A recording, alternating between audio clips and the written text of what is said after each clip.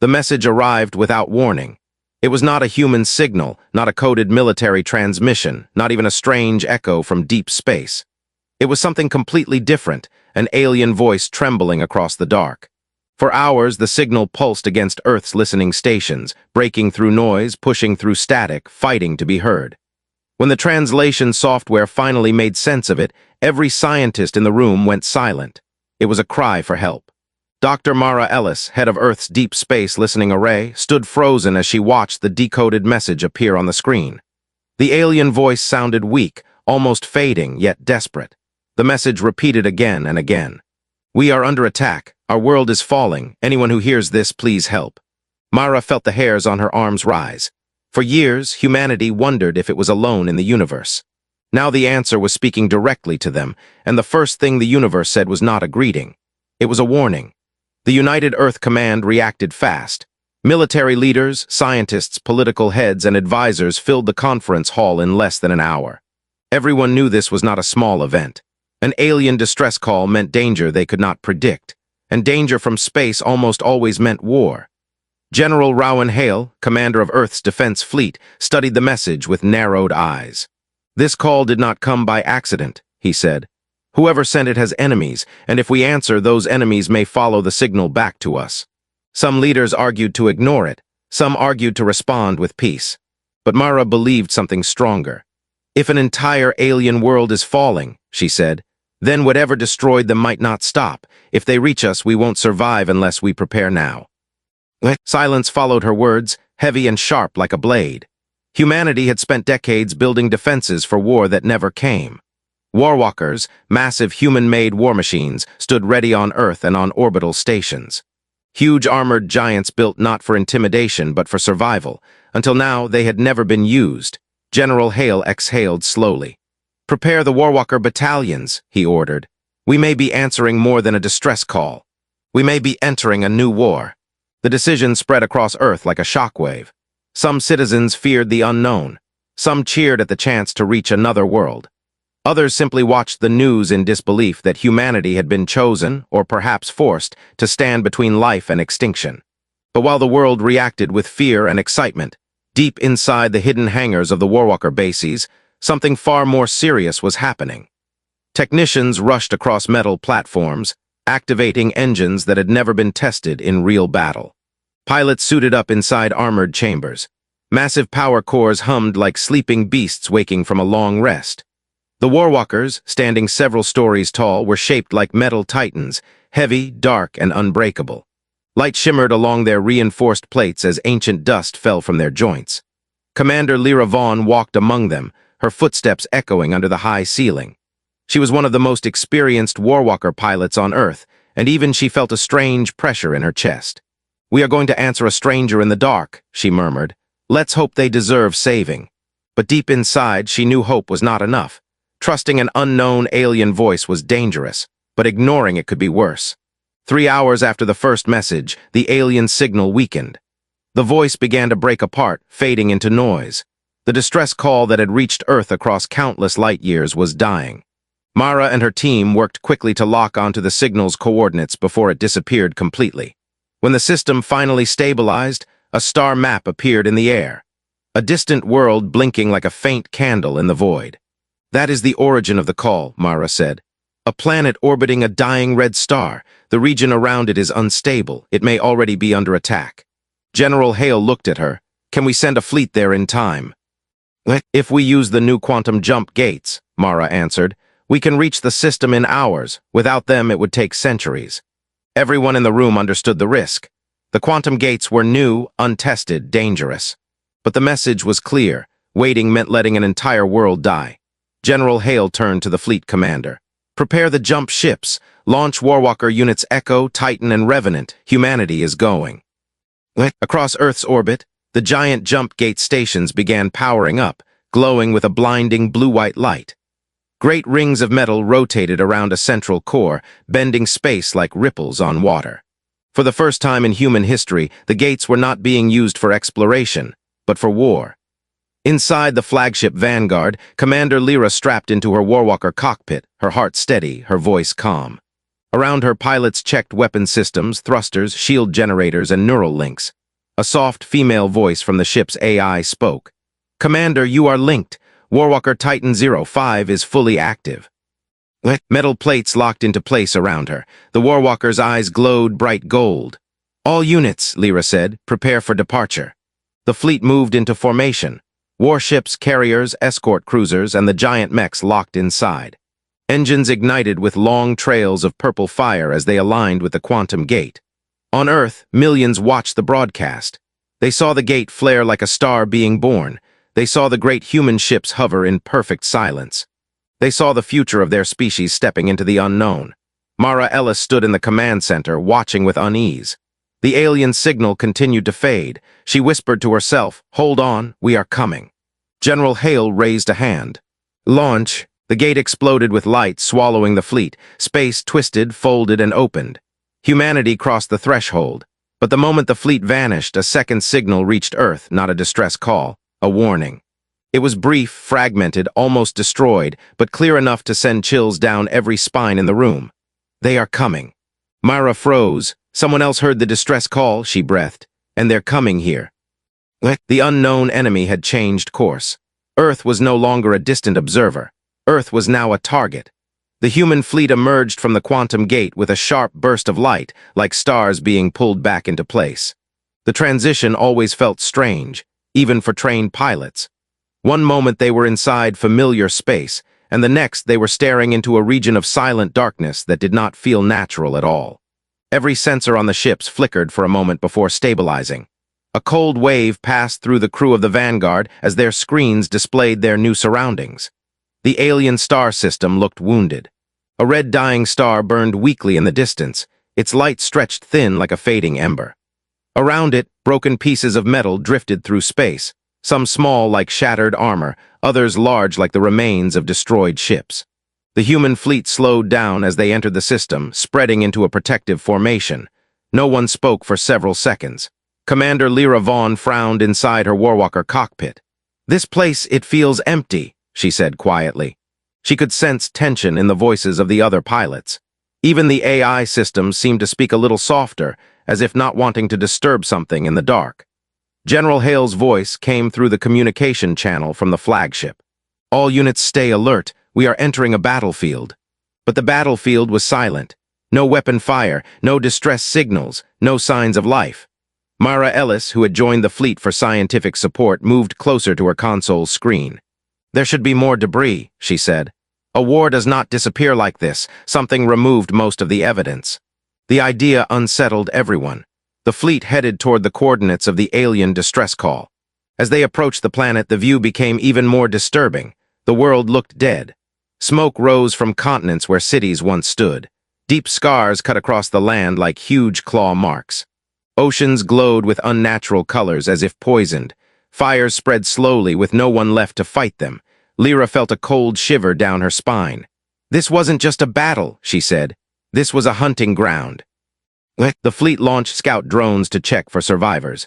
The drones flew across the sky, scanning destroyed structures, burnt forests, and collapsed towers. No movement, no heat signatures, no ships leaving the surface. The world was quiet, almost too quiet. On the bridge of the Vanguard, tension began to build. General Hale watched the empty readings with suspicion. "We received a distress call from this world," he said. "Someone was alive not long ago." "Find them." Mara worked fast, checking every signal pattern.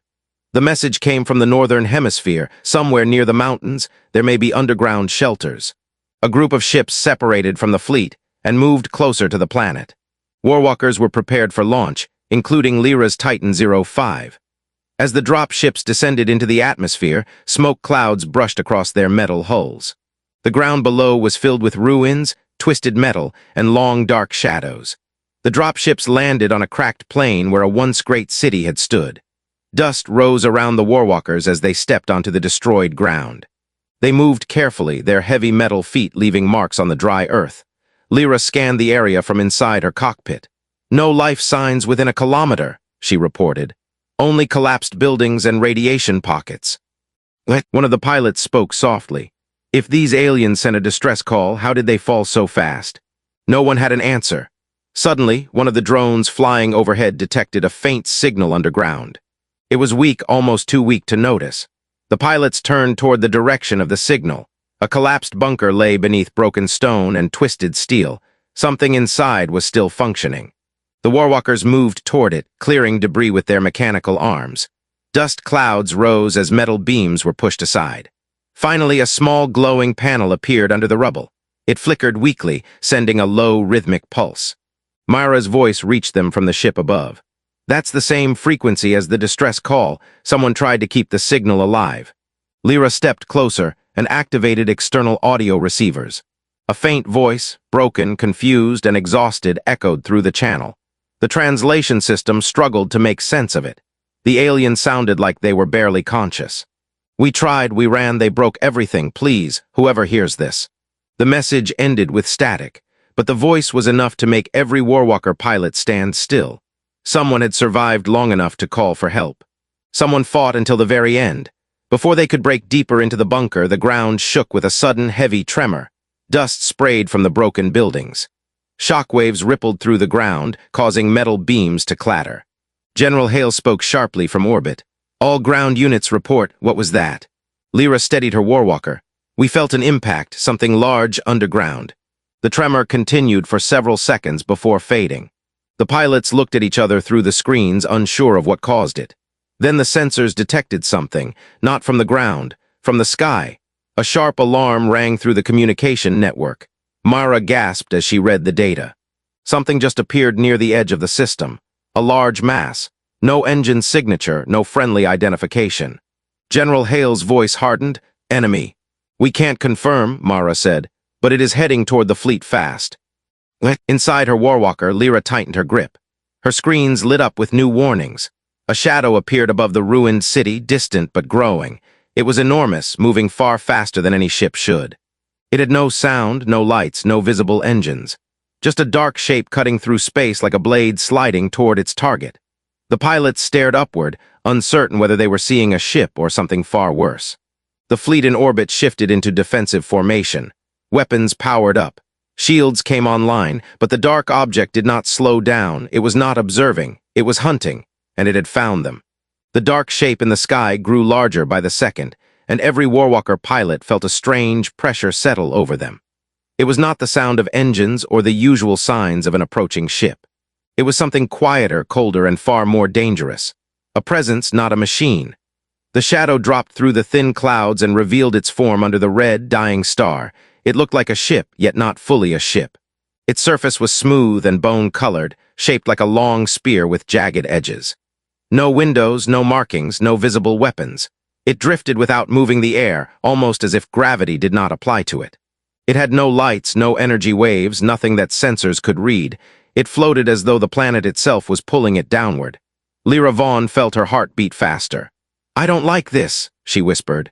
"This thing is not behaving like a normal ship." The pilots pulled their Warwalkers into a defensive circle as the object hovered above the ruined city.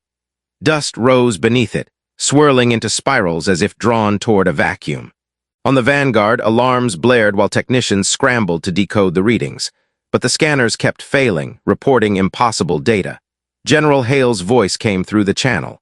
"Ground team, hold position. Do not engage until we understand what it is." Myra Ellis leaned over her console, eyes wide. "General, the material of that object isn't metal. It's organic. It's made of something alive." A cold silence followed her words. Back on the ground, Lyra felt the Warwalker AI whisper a warning. "Unknown threat. Recommend extreme caution." Every pilot received the same alert at the same moment. It was the first time the system had ever used that level of urgency. The object stopped descending. It floated 20 meters above the ground, still silent, still unreadable. Then a faint ripple passed along its surface, like muscles tightening beneath skin. The entire shape stretched, cracked, and opened. A long seam split along its underside, glowing with a dark purple light. Something began to emerge. Commander Lyra tightened her grip. "Weapons ready," she said. "Whatever comes out, we respond together." A thin swarm of small floating creatures drifted out of the ship, moving like drifting smoke. They spread in all directions, scanning the ruins. Each creature looked like a small floating shard, sharp and twitching with tiny movements. They did not fly with engines, they simply moved as if the air bent around them. One of the Warwalkers' scanners beeped sharply. "These things, they're not drones," a pilot said. "They're alive." Before another word could be spoken, one of the shards shot downward with lightning speed and struck a broken wall. The concrete dissolved instantly, turning into gray dust that scattered in the wind. Lyra's eyes widened. "They melt solid matter like it's nothing." The swarm reacted to the Warwalkers the same way. The shards tightened formation, pulsing with light like an angry hive. The pilots prepared to fire but waited for General Hale's order. On the bridge of the Vanguard, the general's jaw tightened. "Ground team, you are authorized to defend yourselves. Do not let those creatures reach the ships or the gate." Lyra's Warwalker raised its energy rifle. "All units synchronize, fire at will." The first blast hit the swarm with a burst of white light. Shockwaves rolled across the ground, sending dust flying. Several shards were torn apart, pieces scattering like shattered glass, but the rest of the swarm did not retreat. Instead, they reacted with frightening speed. They moved toward the Warwalkers like a living storm. Metal screamed as the first shard hit one of the mechs. It tore a thin line into the armor, cutting deeper with every second. The pilot yelled as warning lights flashed in his cockpit. "They're eating through the plating. I'm losing stability." Lyra activated her shield generators, sending a glowing barrier around Titan 05. The shards rammed against it like angry insects, pressing hard, trying to break through. She swung her arm-mounted cannon and fired into the cloud, clearing a small path. "Stay together," she shouted. "Isolate them and hit them with concentrated fire." The Warwalkers stepped shoulder to shoulder, forming a tight ring. Their shields overlapped, creating a dome of glowing protection. The swarm slammed into it repeatedly, sparks flying with each impact. But the pilots held firm, firing from inside their shield barrier. For a moment, the strategy worked. The swarm thinned, shards dropping to the ground in pieces. But something unexpected happened. The larger shadow above the city, the spear-like organic ship, began to shift again. Thick tendrils grew from its underside, writhing like roots reaching for the ground. As they touched the broken earth, the planet's surface reacted, cracking open in long, jagged lines. Mara watched from orbit, horrified. "That thing is feeding on the planet," she said. "It's taking energy, maybe even life." General Hale turned pale. "It destroyed the alien world by draining it." The ground under the Warwalkers shook again. One of the tendrils moved toward the bunker they had just uncovered earlier. Beneath the soil, weak life signs flickered again, one, maybe two survivors still alive. Lyra saw the tendril heading toward them and gasped. "It's going for the shelter." She broke formation and sprinted forward. The swarm responded instantly, chasing her. Energy blasts from the other Warwalkers tried to clear a path, but the creatures moved like liquid metal, dodging and splitting apart. Titan 05 crashed through broken stone as Lyra reached the bunker.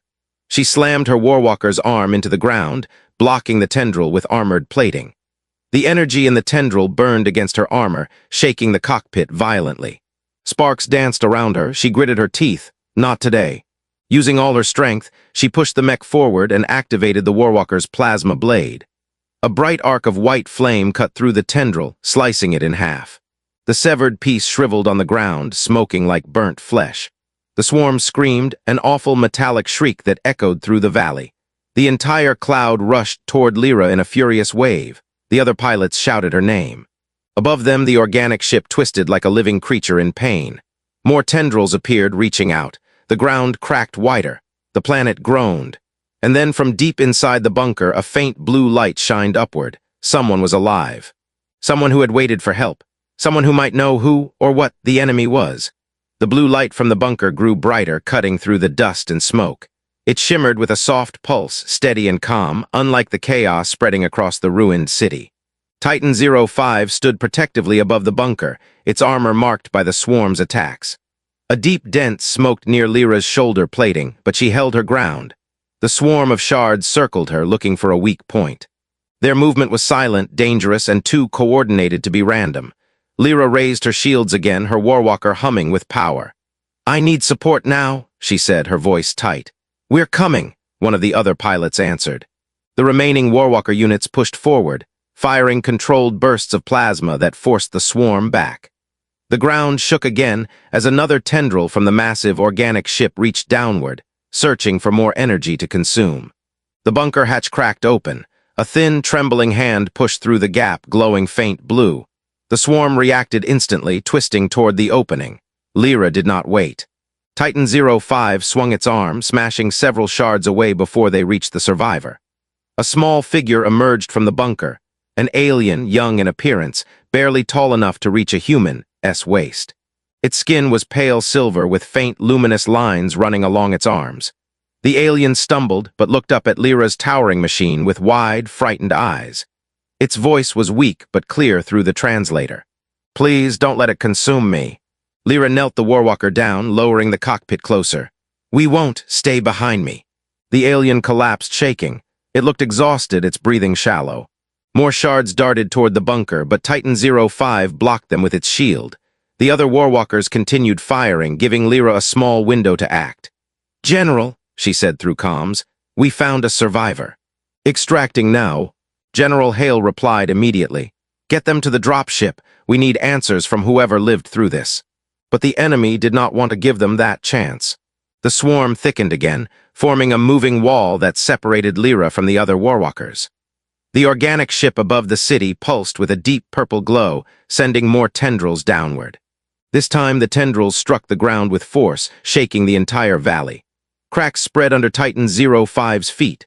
Mara Ellis, watching from the vanguard, realized something terrible. "General, it's trying to destabilize the ground. It wants to trap the survivor, maybe even destroy them." The alien looked at the cracks and trembled. "It hunts the last of us. It must erase us completely. It feeds on life, on memory, on everything." Lyra lifted the small alien into her mech's armored hand, securing them gently. "Hold on," she said. The swarm attacked again, pressing hard against her shield, trying to reach the child. Sharp streaks of purple energy sparked as the shards cut into the barrier. Lyra stepped backward, forcing her way through the storm. Her Warwalker shook from the pressure. "Cover me," she shouted. The other Warwalkers broke formation and charged toward her, firing wide blasts that scattered the swarm. A pilot named Rook took position beside her, his mech heavily damaged but still fighting. "Move! I've got your flank." The two Warwalkers pushed through the tightening swarm. Shards scratched their armor like claws on metal. Sparks poured around them. The ground cracked again, opening into a deep fissure. Titan 05 leaped across the gap. The mech landed hard on the other side, stabilizing itself with a slammed arm. Rook followed, but just as he reached the edge, a tendril whipped upward and grabbed his Warwalker by the leg. The metal groaned as the tendril pulled him toward the opening fissure. "Rook!" Lyra yelled. "I'm stuck!" He shouted. His mech slid across the ground, metal grinding loudly. Another tendril curled toward him, ready to strike again. Without thinking, Lyra charged forward and activated her plasma blade. Titan 05 slashed through the tendril holding Rook. The severed piece fell away, glowing and shriveling. Rook regained balance and stumbled backward. "You just saved my life," he said, breathing hard. "Don't make me do it twice," Lyra replied. The swarm regrouped, preparing for another attack. They moved faster now, reacting to every movement the humans made. It was clear the survivor was their target. Lyra held the alien close to her cockpit, shielding them with armor. The alien's voice. The dropship climbed through the smoky sky with the survivor safely inside, but the enemy did not let them leave without a fight. The organic ship turned its massive spear-shaped body, glowing with deep violet light as it prepared to strike. Below it, the swarm moved like a storm, rising in long, twisting lines that followed the drop ship toward the upper atmosphere. Inside Titan 05, Lyra pushed her thrusters to maximum. "Stay between the swarm and the drop ship," she shouted to the other Warwalkers.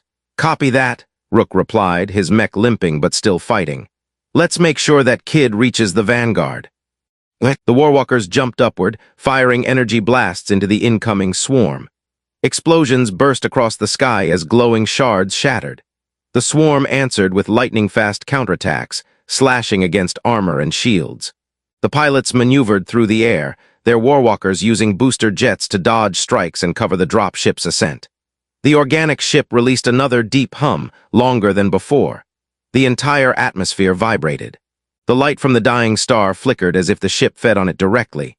A huge blast of energy erupted from the ship's underside. "Brace!" Lyra shouted. The shockwave hit all three Warwalkers at once. Titan 05 spun, alarms screaming through Lyra's cockpit. Rook's mech was thrown sideways, crashing through a floating chunk of destroyed building. The third Warwalker tumbled in a spiral, losing altitude. The dropship shook violently but kept rising. On the vanguard, Mara Ellis grabbed the console to steady herself. "General, energy surge from the enemy ship. If it fires again, our ground team won't survive." General Hale stood firm. "Get the dropship on board. Prep long-range weapons." "General," Mara warned, "our readings show the enemy ship is absorbing power from the planet, the star, and maybe even our attacks. Whatever it is, it's getting stronger." The general's jaw tightened. "Then we hit it harder." Back on the surface, Titan 05 recovered its balance. Lyra took a breath to calm her shaking hands. "All Warwalker units report." "I'm good," Rook answered, though his voice strained. "Armor is almost gone, but I can still move." The third pilot groaned. "Systems are damaged, thrusters unstable, but I can fight." The swarm regrouped and dived toward the Warwalkers again, now flying in organized patterns. The pilots realized something disturbing. The swarm had started learning their attacks and adjusting its movements. "They're adapting too fast," Lyra said. "If they reach the dropship, it's over." "We'll hold them," Rook replied, "no matter what." The three Warwalkers aligned themselves in the sky, forming a defensive triangle. Their weapons glowed bright. Their boosters roared as they accelerated directly into the path of the oncoming swarm. Light streaked across the sky, tracing the path of the battle. Inside the dropship, the alien survivor sat trembling, weak but conscious. A medic tried to comfort them. "You're safe now, we're getting you out." The alien shook their head slowly. "Safe for now, but the feeder will not stop. It must erase all life, all witnesses." "Why?" the medic asked. The alien's luminous eyes shifted toward the window. "Because it is not a fleet, not an army. It is one creature, one being, hungry, endless. It consumes worlds until nothing is left." On the bridge of the Vanguard, Mara listened to the survivor's voice through the comms. Her face went pale. "General, that ship is alive. It may be a single organism controlling everything." General Hale stared at the screen showing the massive spear-like structure. "Then humanity faces a predator that devours planets." The swarm pressed harder against the Warwalkers. Titan 05's shield cracked. Warning lights flashed bright red. Lyra gritted her teeth and pushed her mech forward. "We can't hold much longer," she said, "but the drop ship is almost clear." The organic ship responded with another change. Its tendrils retracted, then shot outward like spears into the upper atmosphere. They moved with terrifying speed, reaching toward the drop ship from miles away. "General, tendrils incoming," Mara shouted. The drop ship pilot yelled, "We won't outrun that." Titan 05 and Rook turned sharply, boosting upward with everything their machines could give. The mechs shot toward the tendrils like missiles. "Cut them off," Lyra commanded. The first tendril struck, barely missing the drop ship. The second came straight toward it. Rook intercepted, slamming his damaged Warwalker into the tendril. The impact shook his entire frame, nearly ripping his mech apart. "I've got it," Rook yelled, voice shaking. "Hold on," Lyra shouted. Rook's Warwalker dug its feet into the air with thrusters, pushing against the tendril with all its power. The organic limb wrapped around his mech, squeezing, metal cracked, sparks flew. Rook screamed but did not let go. Lyra ignited her plasma blade and sliced the tendril clean through. The severed piece fell away. Rook's Warwalker dropped for several seconds before he recovered altitude. "You okay?" she asked. "You owe me a drink," he groaned. They watched as the dropship pierced through the clouds, entering open space. The Vanguard pulled it in with tractor beams. "Dropship secure," Mara announced. "Survivor stable." General Hale nodded. "Then bring the fleet online. Humanity fights back." The Vanguard's weapons activated, huge cannons glowing like miniature suns. The other warships aligned into attack formation. "Target the creature," Hale ordered. "All ships, fire." Light poured through space as massive beams struck the organic ship. The blast shook the entire system. Chunks of the creature's outer shell tore away, floating in burning pieces. But the creature did not die. It screamed. The sound was not heard through air, but felt through the mind. Every pilot, every soldier, every scientist on the fleet felt the echo of it. A wave of cold rose in their chests. Myra whispered, "It's calling for something or someone." The creature turned its body toward the human fleet, its entire surface glowing a violent purple. The swarm gathered behind it like a living shield. General Hale stared at the display. "It's not retreating." Lyra's heart dropped as she looked up from the broken city below. "It's advancing." The creature rotated, aligning itself with the vanguard. It was coming for them now. The creature moved through space with terrifying speed, dragging the swarm behind it like a shadow made of blades. The human fleet held its ground, forming a defensive line around the vanguard. Inside every ship, soldiers watched the screens with rising fear. No one had ever seen something so large, so alive, and so hungry. General Hale stood tall on the bridge. "All ships prepare for direct engagement. We hold the line here. Earth depends on us." The survivor, still weak, sat in the medical bay of the vanguard. Their voice trembled as they spoke to Mara through a translator device. "Be careful. It does not fight to win. It fights to erase, to feed, to grow." "We need to know how to stop it," Mara said gently. The alien lowered their head. "My people tried everything. Weapons, shields, escape, nothing worked. It drains energy, it absorbs attacks, it learns, only one thing hurt it." Mara leaned closer. "What is that one thing?" The alien looked at her with sad, glowing eyes. "Hope. Light, life force gathered together. A star or something that shines like one." Myra froze as the idea formed in her mind. A star or a massive energy core. The Warwalkers' cores. The energy powering each mech was strong, pure, and concentrated. If combined, it could create a burst powerful enough to harm even a planeteater. Myra rushed to the bridge. "General, there is a way." Hale turned quickly. "Tell me." She explained the survivor's words. The general listened, his face tightening. "If we overload the Warwalker cores, we'll destroy the pilots." Myra swallowed. "But if we don't stop the creature here, Earth is next. Billions will die." Hale closed his eyes for one long moment. The weight of command pressed on his shoulders. Finally, he opened the comms. "All Warwalker units, stand by for emergency orders." Down on the ruined planet, Lyra and the other two pilots watched the creature rising into orbit. The sound of the general's voice filled their cockpits. "We have one chance. The creature can be harmed only by a massive combined energy discharge. Your Warwalker cores can create it, but activating this will cost your lives." Silence followed. Rook laughed tiredly. "Well, that's not the order I wanted today." The third pilot exhaled shakily. "If we don't do this, Earth will fall like this world." Lyra stared at the creature through her cracked screens. It was huge, ancient, unstoppable. And yet she felt something burning inside her, anger, duty, and a strange calmness. "General," she said softly, "we understand the mission. Earth must live." Mara's voice broke through, filled with emotion. "Lyra, you don't have to do this." "Yes," Lyra replied, "we do." General Hale lowered his head. "Warwalkers, thank you." The three mechs lifted into the air, rising above the ruined city. Their boosters glowed bright, pushing their heavy frames upward. The swarm spotted them and moved to intercept, but the fleet opened fire to clear a path. Beams of light streaked through space, carving wide holes in the enemy formation. Lyra looked at her teammates. It was an honor. Rook's voice was quiet. "Let's make it count." They flew toward the creature. The organic ship shifted, turning its spear-like body to face them. Its surface rippled as if sensing danger. The swarm rushed behind it, trying to block the Warwalkers' approach. "Get closer," Lyra said. "We need direct contact." Titan 05 pushed ahead, blazing through the enemy swarm. Shards smashed against her armor, slicing through plates. Warning alarms screamed, but she did not slow. The creature opened a jagged mouth-like structure along its side, preparing to consume her mech.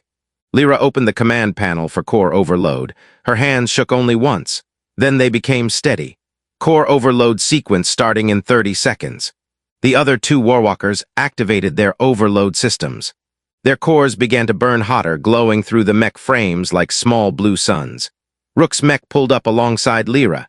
His armor was nearly destroyed, but his voice was steady. Together. The third pilot joined them, for Earth. The creature screamed again, a deep mental shockwave that vibrated through space. Its tendrils struck outward, its swarm thickened, its mouth widened as it moved to devour them. 20 seconds, Lyra said. The Warwalkers forced their way closer, breaking through layers of the creature's living armor. It felt like flying into the mouth of a planet. Violet energy sparked around them.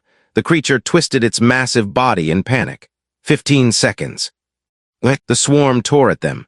Rook lost an arm. The third pilot lost both legs on their mech but kept moving forward anyway. 10 seconds. Titan 05 reached the creature's core, glowing purple and black like a beating heart. She pressed the Warwalker's hand against it. 5 seconds. Rook's voice cracked. "See you on the other side." The third pilot whispered a final prayer. Lyra breathed in. 0. Light exploded. A star was born in the middle of the dead system. The blast punched through the creature's body, ripping through every layer. The swarm vaporized instantly. The great spear-like shape shattered into pieces.